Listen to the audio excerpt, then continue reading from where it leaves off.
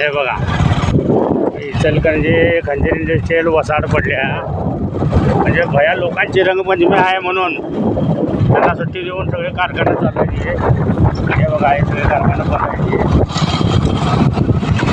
त्यांच्या भया लोकांच्या शिवाय हा कारखाना चालत नाही. भया लोकांच्यामुळे कारखाना देखील बंद आहे. आता आज 8 तारखेला रविवारी बघूया आपली रंगपंचमी बंद ठेवतात काय मालक लोक. हे बघा हे कारखाना आहे इंडस्ट्रियल सगळं बंद आहे भया लोकांच्यामुळं. हे आपल्या इथल्या मराठी माणसाला किती किंमत आहे बघा की. भया लोकांच्यामुळं कारखाना बंद रंगपंचमीसाठी सुट्टी त्यांच्या.